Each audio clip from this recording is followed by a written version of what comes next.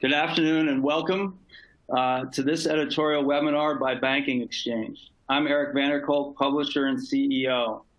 As you may know, we have more than 30,000 subscribers to our news site that work at banks of all sizes. And as most of you know, we are a daily news site that focuses on the overall operations of banking. From time to time, we partner, though, with experts to provide editorial-based webinars on expertise that go beyond our main focus, but is of interest to our readers. That is why today we've partnered with OTC Markets in providing this webinar at no cost to America's banking industry. We asked Laura Hamilton to join us and speak to us about some of the things every bank should consider in choosing a specific partner, a number of important things surrounding investor relations, and what decisions should go into a small to mid-sized bank's decision-making process as they consider if to stay private or to take the step of going public. Laura, thank you for joining us. Thanks, Eric, for having me today. I appreciate it. Laura is a vice president of corporate services at OTC Markets Group, where she focuses on new business development for community banks across the U.S. In this role, Laura manages the OTCQX banks market, where she advises both private and public community banks on trading and liquidity in the U.S. equity markets. Since 2017, Laura has helped over 125 community banks trade on OTCQX, including many that went public on the market. Prior to joining OTC Markets, Laura specialized in corporate development and worked in corporate finance at JPMorgan Chase. She received her BS in finance from the University of Maryland. Laura is going to walk through a relatively extensive presentation. And as Laura goes through the presentation for us, if you have any questions that come up, please send them to us. And then if time permits, we'll try and get to your questions. And if not, one of us will reach out to you within the next 24 hours. Thank you again, Laura, for coming, and we're looking forward to learning today and hearing what you have to say. So please take it away. Thank you, Eric. Thank you, everybody, for joining today on your busy Tuesday afternoon. We do appreciate it. As Eric mentioned, we are going to discuss public trading for U.S. banks today. And like Eric mentioned, I manage all community banking at OTC Markets, where we do own and operate the OTCQX market. Now, knowing that many of you are currently bankers that work at a variety of banks across the board, whether you are traded OTC or you might be traded on one of the exchanges, or you might be privately held with your own market internally, or stock not available for sale, we'll address all of these different topics. However, to start off, who is OTC Markets Group? So OTC Markets is an equities market. We've been around for well over 100 years. We own and operate the OTCQX best market, as I mentioned. We actually have over 11,000 securities that trade on our market. This is including a number of community banks. We actually have more community banks traded on OTC than the exchanges combined. We also have large foreign companies like Air Canada, Roche Pharmaceuticals, Heineken, that all trade via our markets to access U.S. investors. Us as a company ourselves are also traded on the OTCQX market under the ticker symbol OTCM. So any questions you have about our company, any of our quarterly financials are all available on OTCmarkets.com under our ticker symbol. We operate the actual market where trades do occur via our OTC Link ATS. ATS stands for Alternative Trading System, as we are not an exchange. And up to this point of the year, we've seen about $320 billion in dollar volume trade on our market, and our companies comprise over $18 trillion of total market capitalization. So thinking about the public markets, there's a couple of options. The ones that typically come to mind for a lot of people are the large U.S. stock exchanges. This would be the New York Stock Exchange or NASDAQ. The other markets would be our markets that are owned and operated by OTC Markets. OTCQX, which is our top tier, OTCQB, which is our venture market. And really, the differences between the two is that the OTC market is broker-driven. This means that if you place a trade via your brokerage account, say a Fidelity or an E-Trade, it gets routed to various brokers to place a trade for you. However, the exchanges are electronic matching engines, so while you'll still go through the same brokerage accounts to place those trades, typically the computer will automatically match you with another buyer or seller instead of being directed to a broker. Looking into some of our markets more from the OTC side, and again, being broker-driven, we have OTCQX, OTCQB, and Pink, which is our open market and a default market. So OTCQX is the highest market a company can trade on without being on the exchanges. It has high financial standards, is most investor-friendly, and has a number of reporting requirements. This market does not allow any penny stocks, shells, or bankrupt companies to qualify and or trade on the market. OTCQB is our middle tier in our venture market. We typically see a lot of early stage and pre-revenue companies trade here. While we do have high financial standards for this market, they are lower than the QX market, again, because the QX is the premier market. And then the Pink has no rules or regulations. It's not investor friendly. It's, again, very much a bottom market or a default market. Flipping to the next slide, you might be asking, well, what is OTCQX for banks? Have I heard of this phrase before? And if you have, fantastic. If not, I'm going to introduce you to it. We created OTCQX for banks back in 2014 as an extension of our overall OTCQX market. We created this as a result of the 2012 Jobs Act, which changed the threshold for when banks had to be SEC filing or not. As a result of this rule change, we saw a number of banks voluntarily deregister their stock from the SEC and drop to the Pink market. At this time, the only options were Pink or the exchanges such as NASDAQ or the New York Stock Exchange.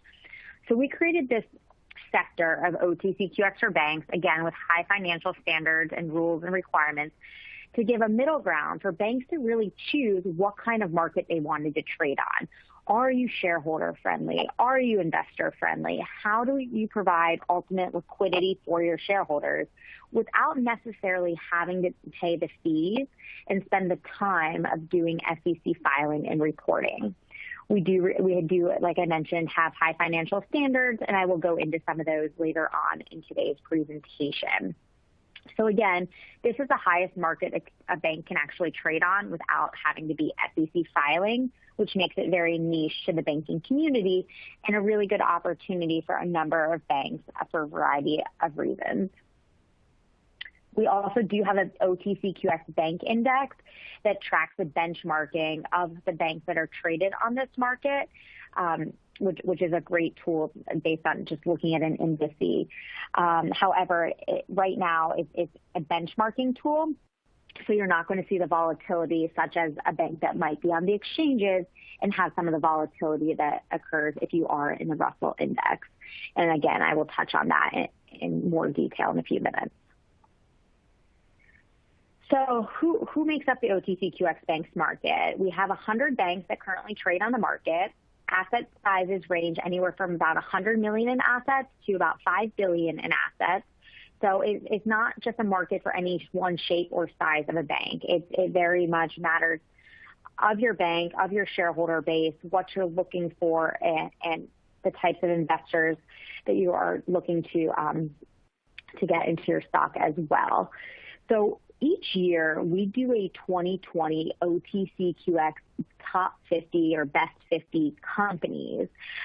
This past year, banks comprised 20% of that market, which is very exciting and fantastic, just based on the returns and the performance of these various bank stocks. Since 2018, we have added 50 new banks to the OTCQX market, and we've had 25 banks go public on OTCQX since we created it in 2014. They've done this via what we call a slow PO, otherwise known as a slow public offering, which is very similar to what is known as a direct listing, where you can go public without necessarily raising capital. A number of banks have done private placements before doing this, but there have been a number of banks that have not raised capital and then also have had their shares become traded on OTCQX. It's significantly less expensive than trading on the exchanges, and that's what is very marketable, and which is in just many banks really enjoy the fact that they can get the liquidity that they're looking for, help their shareholders without the cost and complexity of the exchanges. We've even had a number of banks voluntarily leave the exchanges since 2014. 12 of them have come over. The majority of them have deregistered from the SEC, again, because it is significantly less expensive. And those banks have saved well over $250,000 per year. And many have actually increased their dividends as a result. So that makes for some very happy shareholders.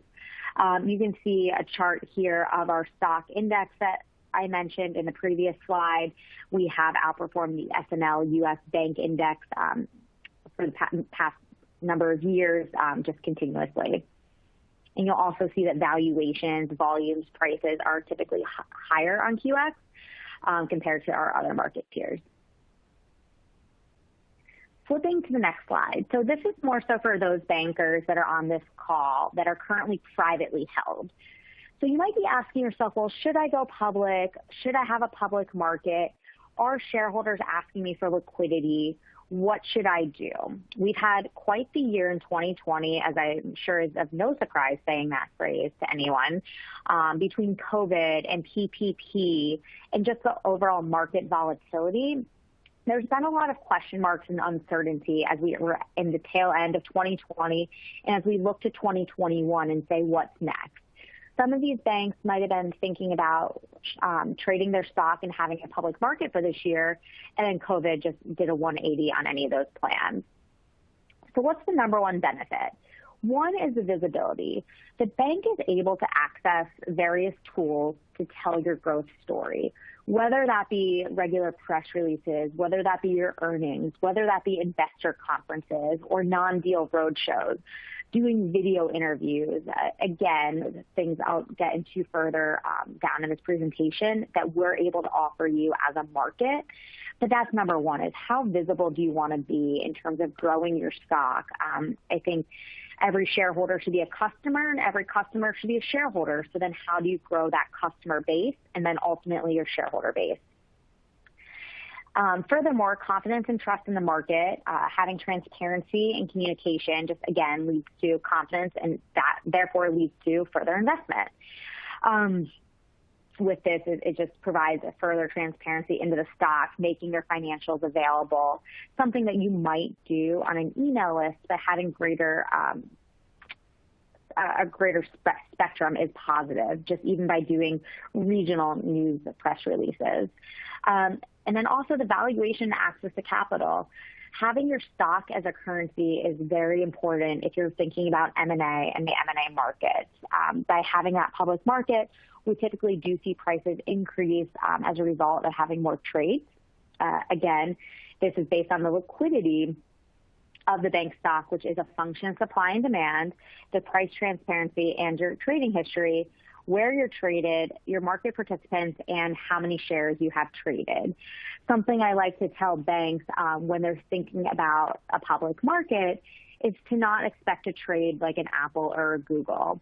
The average community bank has 2 to 3 million shares total outstanding. So just based on numbers alone, and everybody likes math here, you can't trade like Apple or Google because the shares outstanding just do not support their daily trade activity. But that does not mean there is not liquidity. If you're able to get liquidity for your shareholders and they're able to buy and sell shares freely, you are doing your job to access liquidity for your shareholders.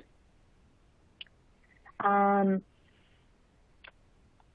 the next slide, a number of challenges facing community banks. I mean, there's a number of public marketplace options where you get the opportunity to decide what is best for you, your bank, and your shareholders, as well as your investors.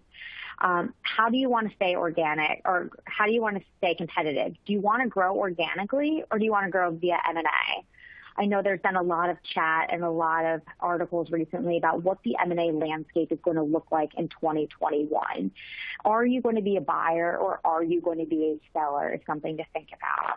Of course, everyone's for sale at the right price, but what is the ultimate growth of both your management team and your shareholders and your board?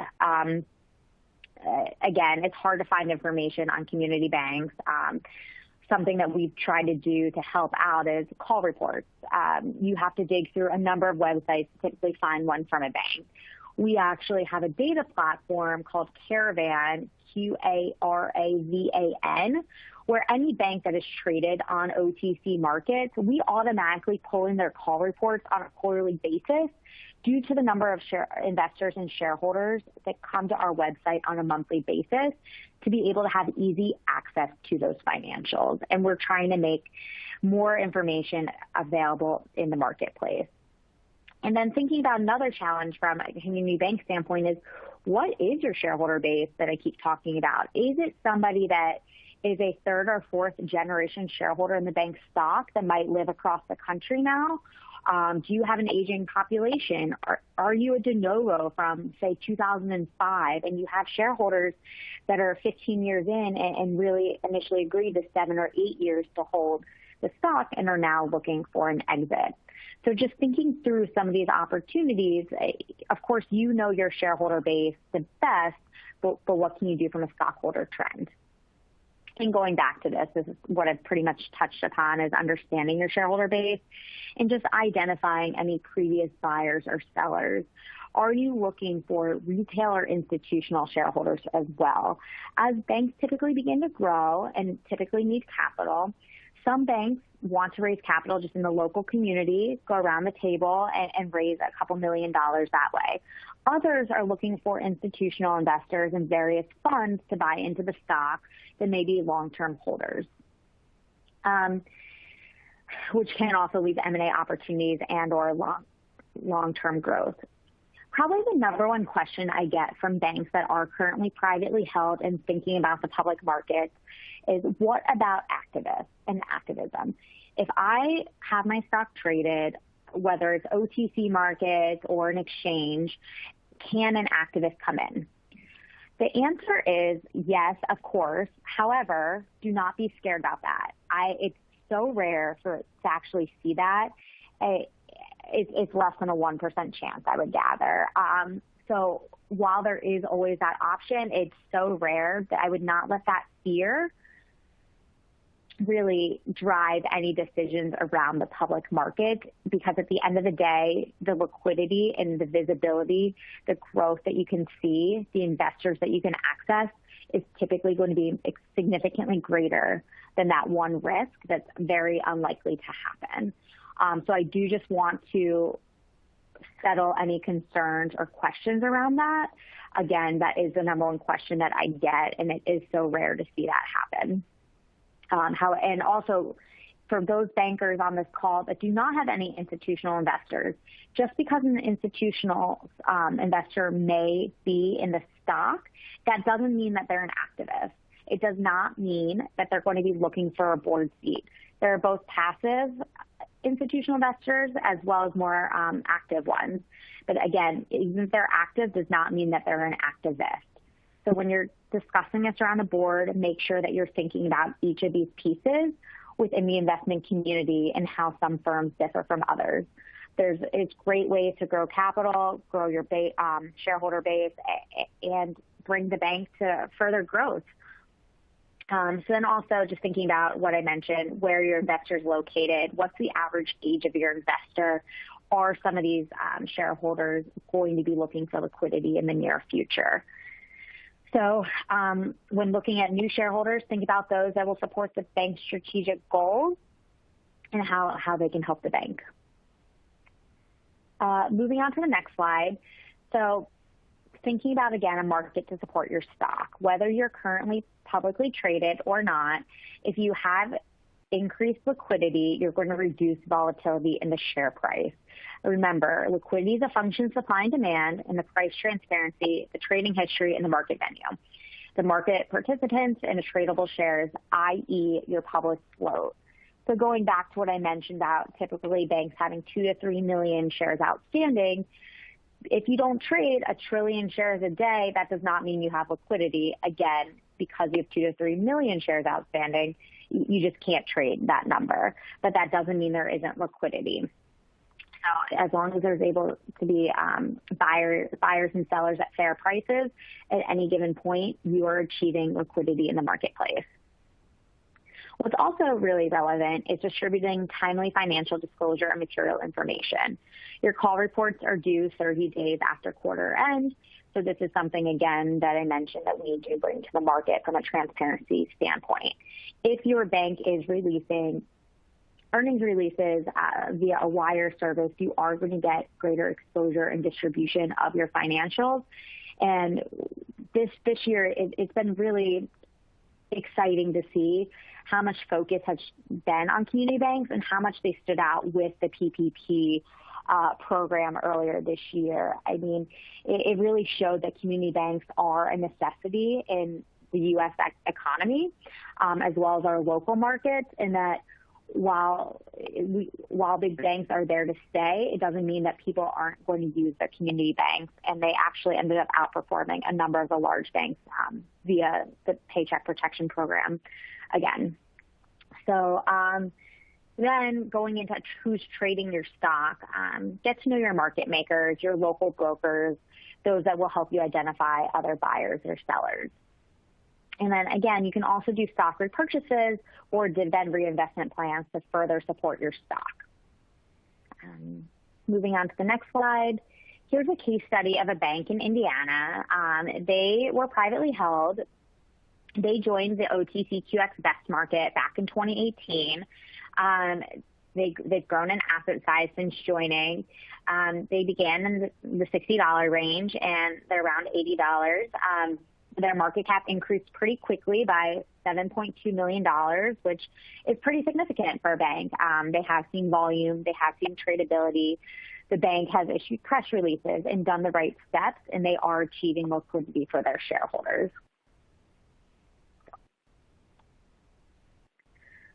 So then thinking about the banks that are on this call that might be traded on the exchanges right now, there's a couple things to think about.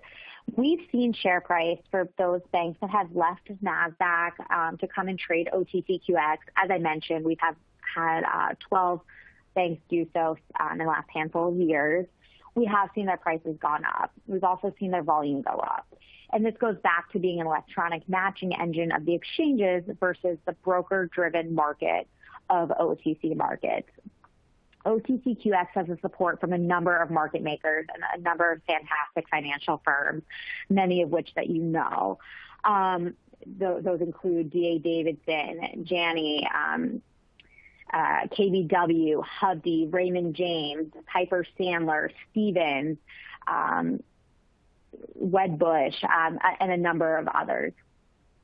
So why do banks leave NASDAQ to come over to OTCQX?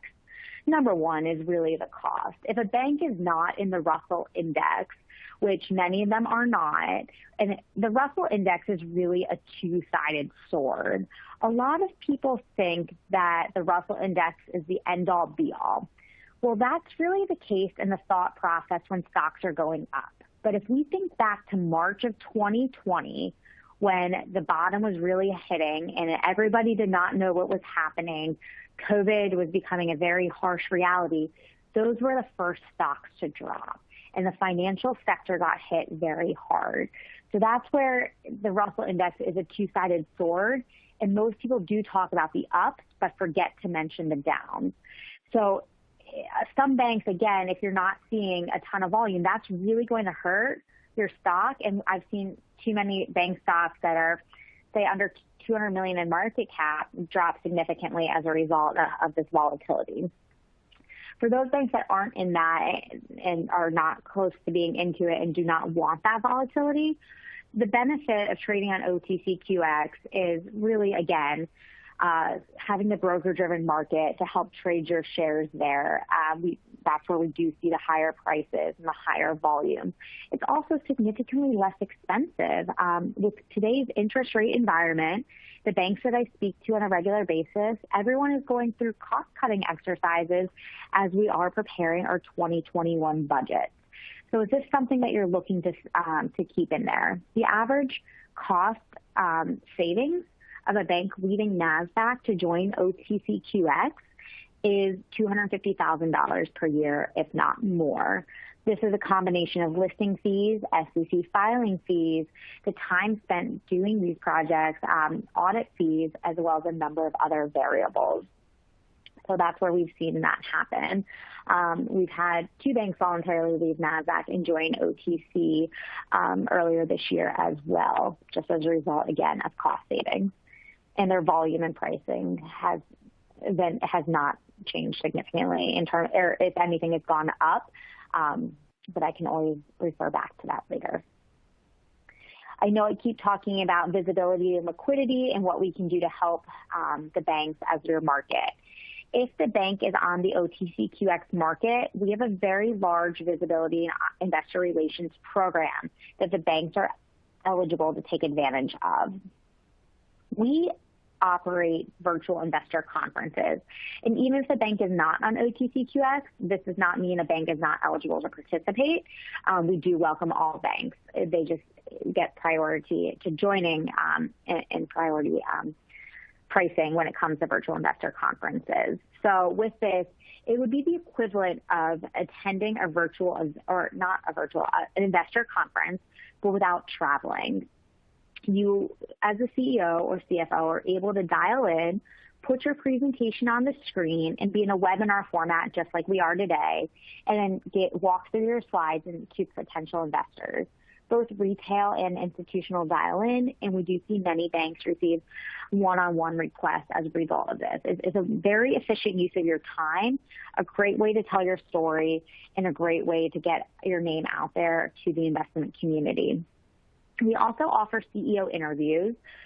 We do a number of video interviews that we then are able to post on our website. The bank can push out social media campaigns with them. It's a great way, again, to help share your story. We also do written ones that show up in our monthly bank's newsletter. We also do market openings. This is our version of a bell ringing ceremony where we invite companies into our office, or since March 2020 via Zoom, to open up our market in a bell ringing like ceremony. It's exciting. Many companies choose to do this on their first day of trading. Press releases I've already touched upon. If a bank does need help with them, we're always happy to review them and help provide other examples of banks that have strong press releases to help highlight banks' earnings.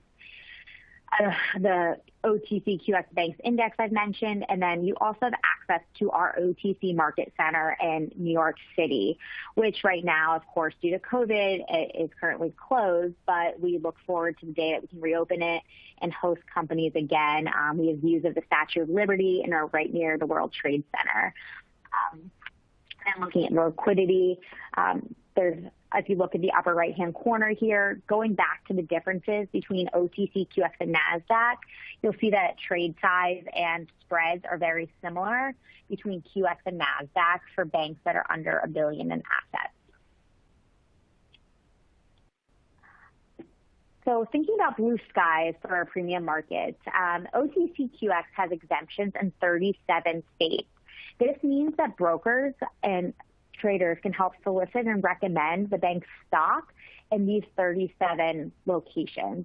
If you are on a QB, you get 34 states, and if you're on pink, you do not get any states automatically. You would need to get manual exemptions. This just increases the tradability of the stock, as well as how you can get potential shareholders into it. It's a very large benefit for banks to have blue sky coverage, and you do get a blue sky report to be able to see what states you get automatic exemptions in. And a number of banks have more than 37 states if they're on QX. And then thinking about trading, how market makers get involved in a bank stock. So on the left here is a bank that's traded on pink, very few market makers in the stock. If you look on the right, it's a QX bank stock, and it is larger, but you'll see the list of market makers via their real-time level 2 quotes. We are the only market that will display this level of information and the bid-ask spread, as well as the timestamps of when and dates of when those values were added by the market makers. So 91% of OTC volume is non-penny stocks. This is why we do see more volume on OTCQX, since penny stocks are not allowed to trade here. Again, a lot of the trading is done in bank stocks, as well as the large international companies that have their F shares or ADRs on our market, like the Air Canadas, Roche Pharmaceuticals, and Adidas. But like I said earlier, you can also place an order via your brokerage account, and it flows through to the market makers. The orders flow through our trading platform, but just note that OTC Markets does not price the transactions. The prices are determined by the market makers, which is a common misconception. So thinking about OTCQX, an additional benefit of the market is that you have a corporate sponsor. This is a FINRA market, or a FINRA member broker-dealer that specializes in trading and advising community bank stocks. Each one has been pre-approved by OTC Markets to sponsor a bank to join our market. This really gives a third-party stamp of approval, saying the bank is in good financial standing, in a good place to be eligible to trade on our market, and it's one of our requirements to trade there. These corporate sponsors will provide guidance on trading, make a market in the bank stock, help support it with any investor needs, investment banking needs, or any other capital market support the bank is looking for. So if you're looking to join OTCQX, what is the process? Well, it's actually pretty straightforward. Typically, you do consult your corporate sponsor. A number of firms are listed on this slide here. You submit an application to OTC Markets for OTCQX, which goes through a number of the share structure and various information about the bank that we do our due diligence on from our compliance standpoint. If you are currently a private bank, the corporate sponsor needs to file what's called a Form 15C-211. This is a form that goes through FINRA to help establish a public market. It typically takes 6 to 8 weeks to get approval on, and this is how, again, you get a ticker symbol and get approval for the public market. If you're currently on Pink or OTCQB or the exchanges, you already have a ticker symbol, so the step does not apply to you. We do require a transfer agent to trade on OTCQX, so if the bank does not have one of those, you will need to get it. While it's not required, we strongly suggest the bank has DTC eligibility. This means that shares can clear electronically, and you don't need to send share certificates to a transfer agent, to the new buyer or seller after completing a trade, and everything is done in book entry format. If you already have a transfer agent and DTC, again, you can skip this step. If you are currently private, we then wait for the 15C-211 to clear via FINRA. We finish writing a press release for the bank, which is published on the first day of trading on OTCQX, and then the bank starts trading on OTCQX, and it's a really exciting day. We do a big visibility program for when they join, for when banks join, market announcements, social media pushes. If the bank wanted to do a market open, that is done on that day, as well as the press release that I mentioned. So going back to some of the qualifications to join OTCQX, you do need to have a dollar bid price over $10 million market cap, which most banks have. You can be either SEC filing or bank reporting. Again, the threshold to be non-SEC filing is under 1,200 shareholders of record. which means it's of record. So if you have 100 accounts at Morgan Stanley, that's going to count as one shareholder of record. So when you are doing your counts there, just don't forget that caveat. A number of pieces here, like I mentioned, you cannot be bankrupt, you cannot be a penny stock, you cannot be a shell company. We do require an annual audit by a PCAOB auditor. We do require quarterly reports and earnings releases. From a quarterly standpoint, we do want to see your balance sheet and income statement. While we do pull through your call reports, the average investor, it's much simpler for them to read and understand that balance sheet and income statement from a viewpoint. We do require you to verify your company profile, your shares outstanding. Any material news must be disclosed. So if you're a non-SEC filer, I like to baseline this by saying if you were SEC filing and you were to write an 8K on something, that needs to be pushed out via a press release on OTCQX if you are a non-SEC filer. So that will be if you have a change in management team, a change in board, if you are buying a bank, if you're selling the bank, any of these large material events do need to be reported. We do require you to have 2 independent directors. You need to have an audit committee, and you need to have your annual shareholder meeting. And you might be asking yourself, well, this sounds great, but what's it cost?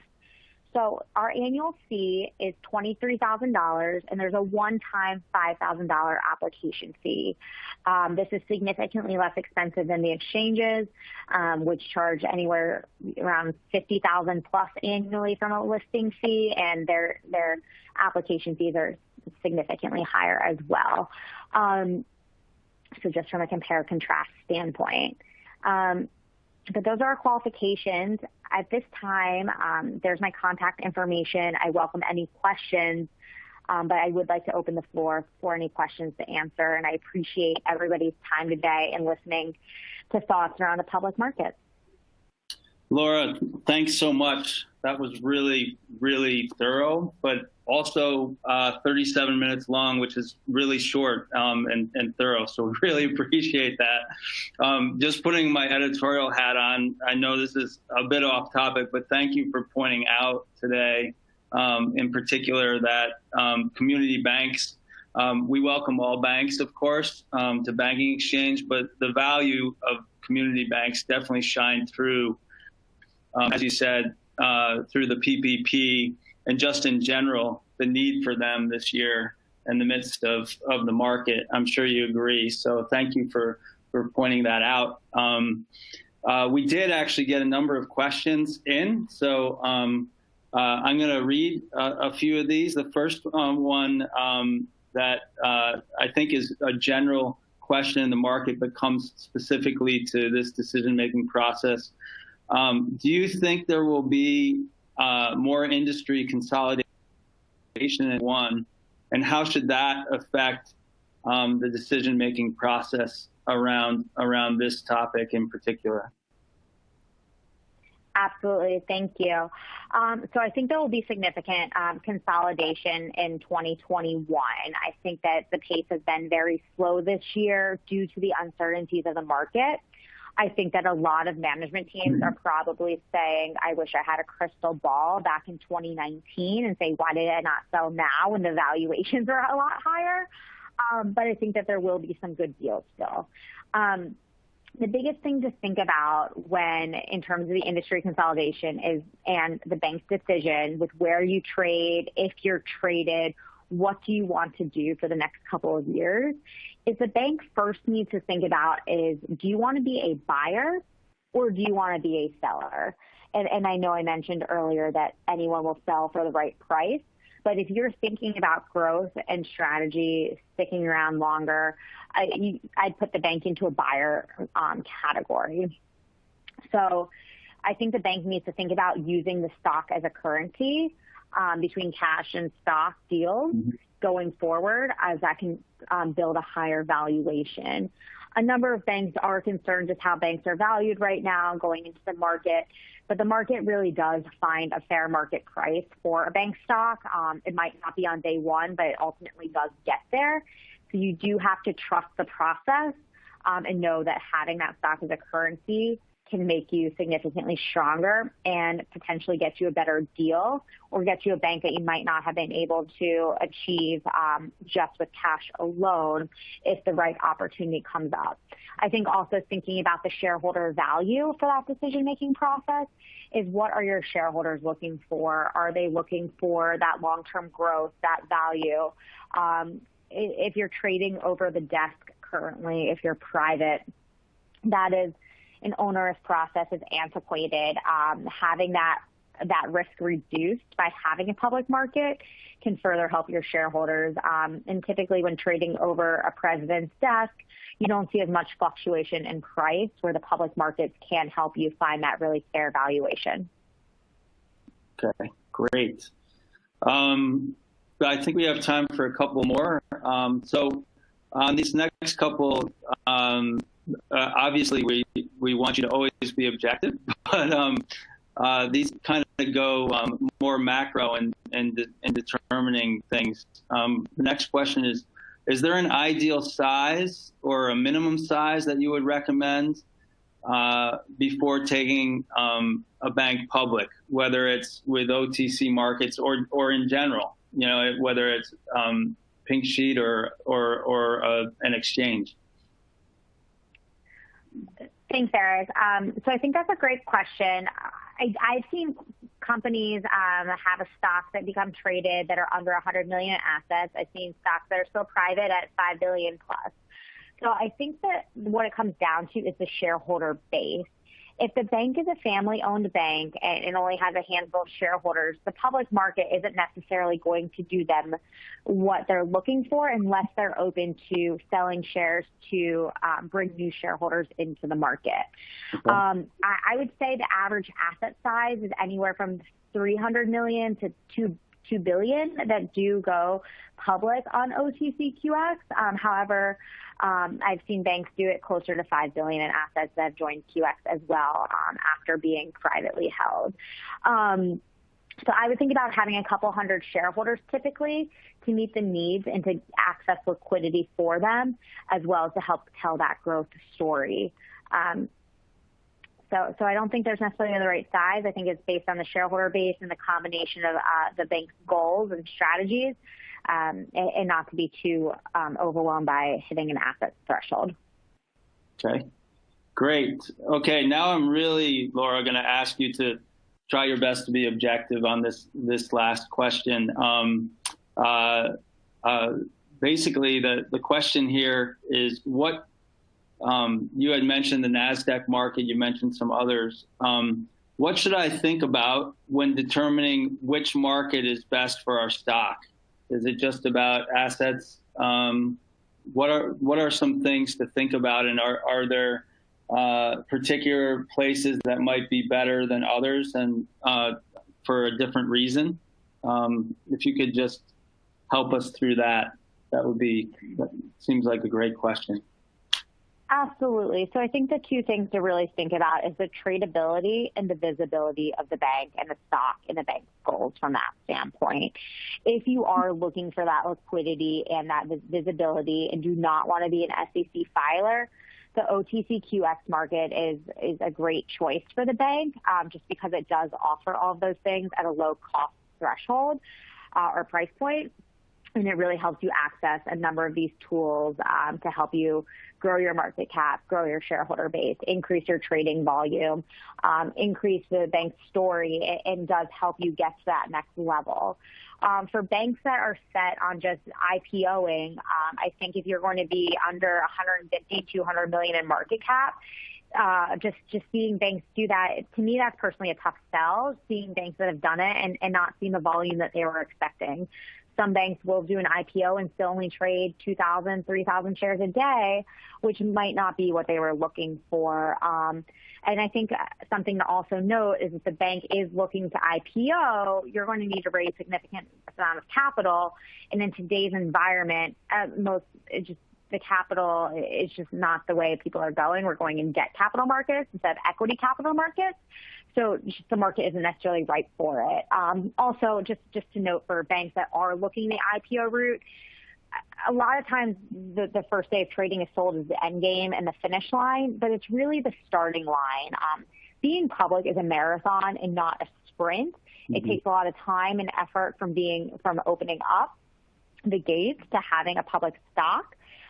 So the bank really needs to know their story well, be able to tell it, be able to market the bank before going up to necessarily the higher market tiers. I think OTCQX is a great starting point and or ending point for any banks, again, that are looking to not have the SEC filing pieces, are looking for ways and being advised on how to do better press releases, how to expand their market share. There's a number, again, it comes down to tradability and visibility when thinking about which market is best. Okay. And if the bank is not going to trade and might never trade and has 3 shareholders, I would question then what is the purpose of having a public market? Right. Is that necessary for you? Good. That was objective. Thank you. Absolutely. All of this was objective. So thank you so much. I really appreciate that. And we're going to kind of wrap up now, but I know there are a couple of more questions that are on our Q&A. So I think it will probably be Laura that will follow up directly with you on those questions. And so thank you again for that. Laura, thanks so much for that presentation, and thank you for providing insight for our readers. I will say again, we really appreciate this because this is truly an editorial webinar. What does that mean? We do have webinars that are paid from fintech firms and others. We truly see this as a partnership with OTC Markets Group because they really do provide a service to many of our readers. So thank you for that. I'm sure we will ask you back again earlier in 2021. Thank you also for all of those that have attended today. We are going to be following up with information packets to provide further information on the topic.